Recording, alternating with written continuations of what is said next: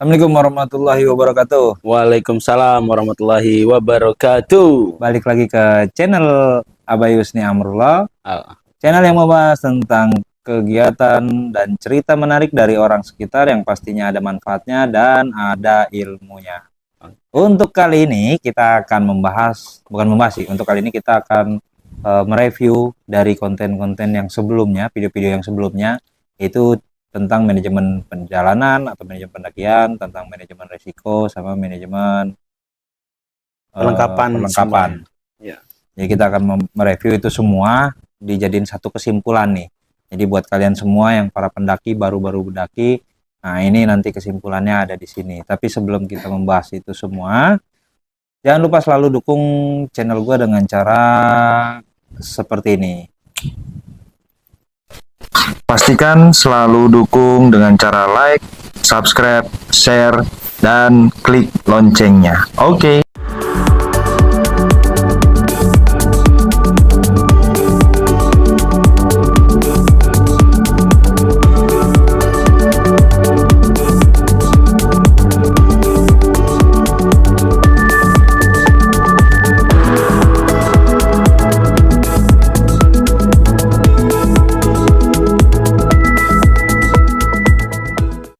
Oke, guys. Kalau sudah dukung channel gue dengan cara seperti tadi, selanjutnya sebelum kita masuk ke pembahasan, buat kalian yang mau belanja, itu nanti ada ditaruh di link deskripsi yang ada di bawah.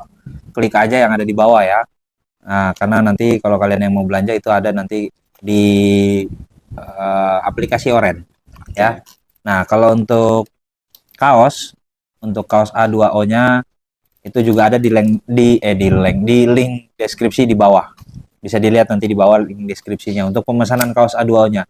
Untuk gambarnya atau untuk desainnya kalian bisa nanti langsung aja hubungi di kontak yang tertera di Instagramnya, karena Instagramnya nanti gue taruh di bawah di link yang di deskripsinya di bawah. Ya, nanti bisa dilihat di situ.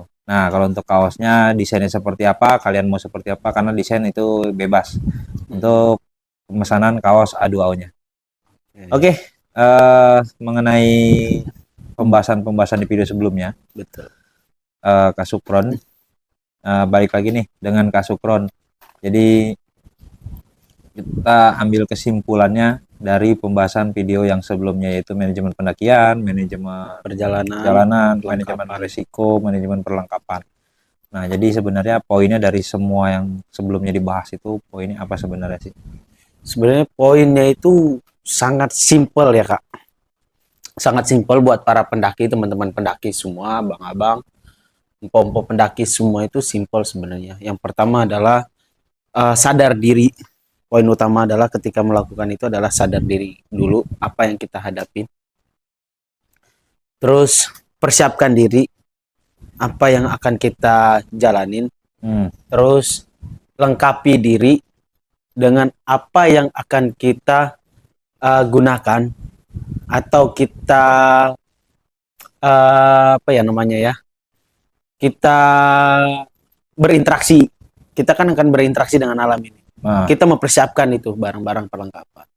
Sebenarnya itu semua itu harus balik lagi ke diri, dipersiapkan, karena banyak yang dari video-video sebelumnya kita mungkin ada berapa cerita dari pendaki-pendaki, teman-teman pendaki semua, banyak kejadian yang nggak mempersiapkan itu semua ketika melakukan pendakian, dan itu sangat-sangat riskan sih sekali gitu Pak.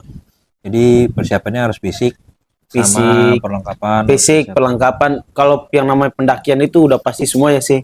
Mau fisik, perlengkapan, terus persiapan apa yang namanya duit, akomodasi, terus logistik. Widih, harus benar-benar kita persiapkan dengan matang, sematang mungkin. Nah, gitu. Kalau untuk pendakian sama camping ground sendiri, waduh, itu kan berbeda ya Kak. Beda ya? Beda sekali. Tapi kan sama-sama pakai tenda. Iya, sama-sama pakai tenda, sama-sama masak di situ juga. Betul. Nah, itu yang jadi pembeda sebenarnya apa? Kalau untuk di camping sendiri kan biasanya tuh kan kayak campcher gitu ya kan. Ya. Campcher, acara-acara sekolahan atau apa kan banyak itu yang saat ini biasanya di dunia percampingan yang lagi naik. Itu sebenarnya perbedaan yang luar biasanya itu adalah ketika kita melihat faktor barang bawaan. Walaupun sama-sama pakai tenda, tapi beda tendanya, kualitasnya. Kalau di camper itu kita bisa pakai tenda yang benar-benar cuma kayak biasanya kan di misal cuacanya hujan nih di sana kan Sini kita Tuan, geseran Tuan. Oke, geser ya. Biar Biar kena kamera. Oke. Biasanya di camper itu kita bisa pakai tenda yang cuma ada berapa kualitas tenda ya. Kualitas tenda nggak perlu sebut merek juga kan. Ada berapa kualitas tenda yang benar-benar speknya itu hanya untuk camping aja. Tapi bukan untuk pendakian. Tapi kalau yang udah tenda spek pendakian udah pasti bisa dibawa camping.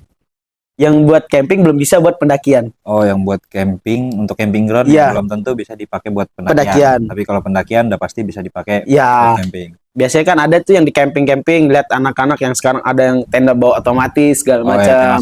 Itu kan satu layer doang, itu kan bisa buat apa? Nahan dari hujan, walaupun hujan deras kan bisa. Tapi belum tentu bisa nahan dari cuaca dingin dan badainya ketika di atas. Ketika pada saat naik gunung. Iya, betul. Karena sering kejadian bahwa yang saya lihat dari beberapa video-video dari gunung segala macam itu kok bahwa tendanya adalah spek untuk camping. Nyampe di atas, wow, kan ada yang tendanya terbang, ada yang premnya patah, ada yang baru dibangun karena cuaca di atasnya ternyata badai, jebol tendanya. Ada yang tendanya udah dibangun segala macam, udah antisipasi buat jalur air. Tapi ketika diantem yang namanya kita ketinggian, otomatis kan yang namanya dari langit itu lebih dekat ke kita kan. Beda ketika kita di tempat camping. Kalau di tempat camping itu udah pasti agak di bawah kan. Pendakian di kaki-kaki gunung atau pundak-pundak gunung. Nah, ketika di atas gunungnya ini kena hujan dari atas langsung, itu langsung benar-benar rembes ke dalam, itu kan wah luar biasa menyiksa kita, dan itu bisa terjadi amit-amit penyakit hipotermia, kedinginan di atas gitu loh. Makanya perlu kita mempersiapkan yang namanya tenda lagi ya, karena tenda adalah rumah di atas kan. Nggak mungkin kita berteduhnya di bawah pohon gitu loh. Jadi sebenarnya kalau camping sama pendakian itu jauh jelas berbeda ya. Jauh jelas berbeda.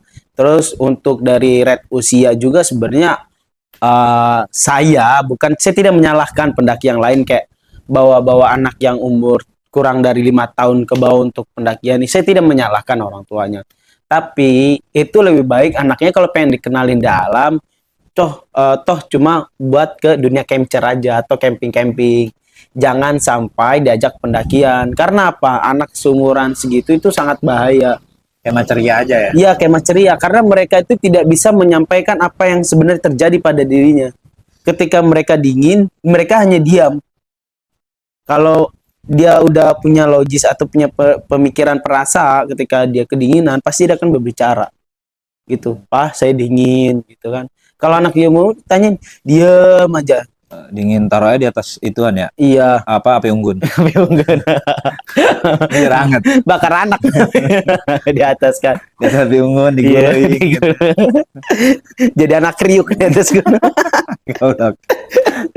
Nah, jadi pastinya jauh jelas berbeda ya? Iya, sangat-sangat jauh jelas. Apalagi kalau bawa anak di bawah 5 tahun. Tapi kalau di atas 5 tahun? Itu sebenarnya boleh untuk perkenalan kan. Tapi dengan pilih yang pertama faktor persiapan orang tuanya jauh lebih mempersiapkan jauh daripada misalnya orang tuanya emang pencinta alam atau pendaki bener-bener pendaki gunung, dia akan tahu lah dengan hal itu. Anaknya misalnya buat dia sendiri barang apa yang bawa segala macam, tapi ketika dia bawa anak dan dia harus tahu buat anaknya nanti apa aja segala macam, antisipasinya dia udah pasti tahu kan. Kayak aluminium foil buat ketika anak-anaknya benar merasa dingin langsung foil kali. Iya. Aluminium foil habis itu dikukus anak kukus juga. Sama aja harus api. Gitu, pasti sangat-sangat mempersiapkan itu semua sih. Lebih utama yang namanya anak kecil itu di atas 5 tahun kesehatan yang diutamakan karena mereka bisa merasakan, tapi karena pengetahuan mereka belum menyampai ke itu, makanya orang tuanya harus benar-benar jauh lebih waspada dengan itu. Gitu. Jadi kesimpulannya, poinnya untuk yang dari video sebelumnya yang dibahas, banyak sih kesimpulannya ya teman-teman. Kalau buat pendakian, kesimpulannya manajemen perjalanannya kita harus mempersiapkan apa yang kita mau tuju kemana, kita lengkapin baik dari administrasinya, terus persiapan di sananya. Karena saya udah pernah coba dari pihak kita, saya waktu ngelakuin open trip, jadi saya sempat udah share pamflet segala macam tujuannya ke Gunung A. Ternyata kurang mempersiapkan itu, jelang berapa hari mau berangkat kita udah kontek-kontekan siap deal. H-2 orang sana kontak kita balik. Dia bilang nggak bisa karena di atas badai segala macam, itu kan udah kita persiapkan planning itu. Gitu. Mempersiapkan baik dari administrasinya, perlengkapannya, terus buat resiko-resikonya apa aja, baik dari resiko subjek, objektif ataupun yang tidak terduga oleh kita, karena kita di alam bebas, kita tidak bisa menyebut itu adalah sebuah kejahatan di alam bebas, tapi kita tidak bisa juga menyebut alam bebas dengan tempat kayak kenikmatan, karena alam mempunyai hak dan ciptanya tersendiri gitu loh. Jadi banyak faktor yang harus dipersiapkan. Faktor yang harus mempersiapkan karena alam luar biasa, mempunyai cara hukum yang ininya. Punya cara sendiri lah. Ya, untuk menghukum segala macam di alam itu. Oke, jadi kesimpulannya tadi sudah disampaikan semua. Jadi buat kalian semua yang baru pemula nih, apa aja harus dipersiapkan? Nah, tonton video-video dari gue yang sebelum-sebelumnya tuh, karena itu udah dibahas tuh semuanya panjang. Dari mulai persiapannya, terus kemudian barang bawaannya apa aja, itu di video-video gue sebelumnya. Video-video gue sebelumnya itu udah dibahas. Yang video sebelumnya, Maka Pajar, Bang Pajar itu udah dibahas. Kemudian sama Kasukron juga udah dibahas. Terus kemudian mengenai rescue-nya juga kita sudah membahas dengan Bang Rizky. Itu sudah dibahas di video-video gua sebelumnya. Jadi buat kalian yang bagi para pemula ingin mengetahui sebenarnya kalau bagi pemula apa aja sih barang bawaan yang harus dibawa naik gunung, hiking, bukan camping ya, camping ceria sama keluarga itu bukan, untuk hikingnya naik gunungnya, perlengkapannya, persiapannya apa aja, silakan nanti ditonton di video gue yang sebelumnya itu. Ya, karena di situ ada semua dikasih tahu, kita kasih tahu semua. Oke. Betul. Untuk kali ini pembahasan untuk manajemen resiko, manajemen perjalanan, kemudian manajemen perlengkapan, manajemen persiapan udah dibahas semua dan kesimpulannya juga sudah. Jadi balik lagi tonton video gue sebelumnya supaya kalian nanti tidak terjadi hal yang tidak diinginkan lah pada saat naik gunung.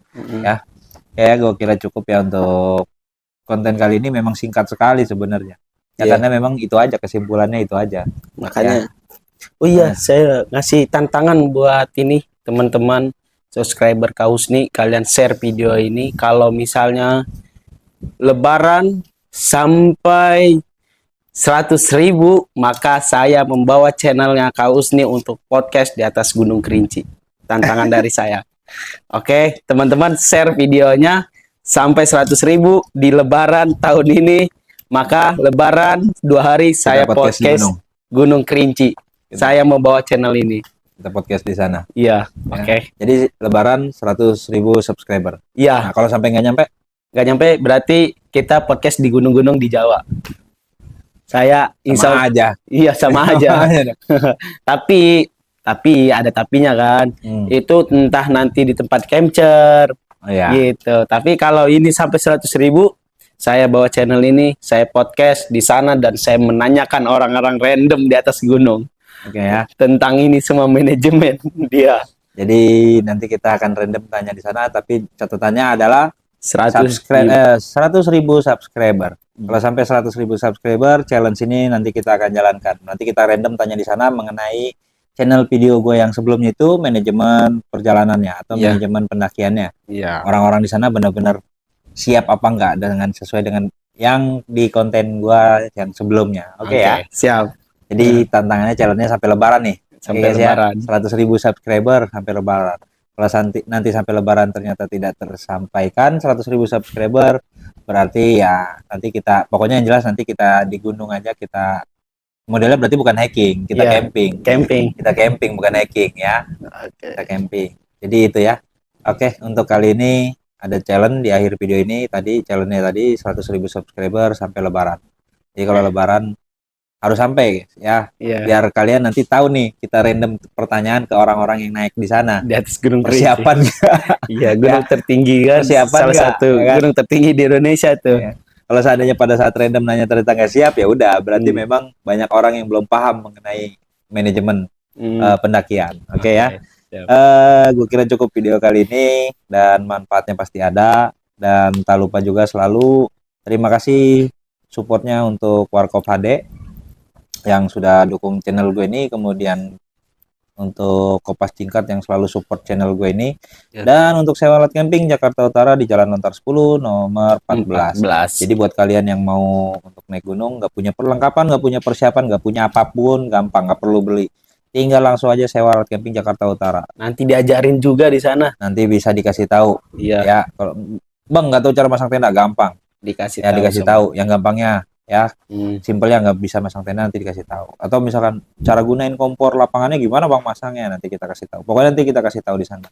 Untuk Warkop HD sendiri ada di Jalan Mawar Dalam Tengah ini, tepatnya ini kita lagi di sini nih. Di Warkop HD. Warkop HD ini tepatnya di sini. Jadi buat kalian yang mau nongkrong-nongkrong di sini boleh. Aman. Ya, di Jalan Mawar Dalam Tengah nomor 20, Koja, Jakarta Utara. Tinggal klik aja di Google Map Roti Bakar HD Warkop HD. Google Map Roti Bakar HD Warkop HD langsung ketemu nanti. Ya. Dan untuk pemesanan kaos A2O itu nanti yang tadi di awal gue bilang, awal video, ada linknya di deskripsi di bawah. Itu ada Instagramnya untuk kaos A2O, namanya kaos alam. Kaos alam. Kebetulan hari ini ownernya A2O datang. Ownernya ada. Iya, ownernya ada di balik. Ownernya ada di balik kamera. Iya, ada di balik kamera. Ya, jadi buat kalian yang mau ingin pemesanan, untuk pemesanan kaosnya nanti ada di link deskripsi. Instagramnya gue taruh di situ karena di situ ada nomor telepon si ownernya. Ownernya ada di belakang kamera. Ada di ya, nanti langsung aja kontak di situ. Desainnya, karena kalau desain bebas ya Bang ya. Bebas. Desain bebas. Jadi yang penting sebenarnya tergantung perjanjian kalian aja sih sama si ownernya. Mau desainnya seperti apa, biar nanti nggak salah paham. Ya. Mau pesan 1, 2, 3 atau pesan selusin, ya lebih enak pesan selusin. Ya biasa. Karena kalau pesan selusin itu pasti ada diskonnya ya. Diskon, miring-miring dikit lah ya. Miring-miring dikit. Jadi pesan aja langsung selusin.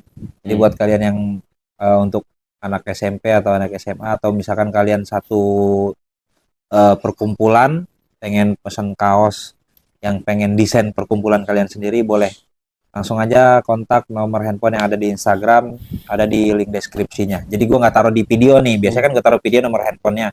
Ini nanti gue taruh aja langsung link deskripsinya di channel gue ini di bawah, bisa dilihat. Oke ya, jadi gue kira cukup untuk video kali ini, dan selalu dukung channel gue ini dengan cara channel YouTube gue ini dengan cara like, subscribe, share, komen, dan pastikan kalian selalu klik loncengnya supaya kalian tidak ketinggalan video berikutnya. Jangan lupa di subscribe karena ada challenge di sini, yaitu 1.000 subscriber dan 100.000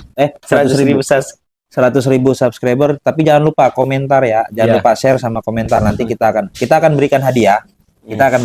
Pokoknya yang penting hadiah. Entah itu hadiahnya berbentuk kaos, entah itu sendal gunung, pokoknya yang penting hadiah. Nanti kita pilih dari orang-orang yang berkomentar dan yang nge-share video ini. Ya. Ntar kita lihat ya, 100.000 subscriber tercapai, nanti kita podcastnya di gunung, kemudian kita random tanya dan kita pilih random, kita acak yang dapat hadiahnya nanti ya, sendal gunung atau dari kaosnya. Oke ya. Nanti kita pilih dari komentar, makanya banyak-banyak komentar di situ ya. Oke. Gua kira cukup untuk kali ini, sampai ketemu di channel berikutnya. Di video berikutnya. Di channel berikutnya. Sampai ketemu di video berikutnya, karena video gua membahas tentang hal menarik dari orang sekitar yang pastinya banyak manfaatnya dan banyak ilmunya. Oke, terima kasih. Assalamualaikum warahmatullahi wabarakatuh. Waalaikumsalam warahmatullahi wabarakatuh. Bye-bye. Thank you.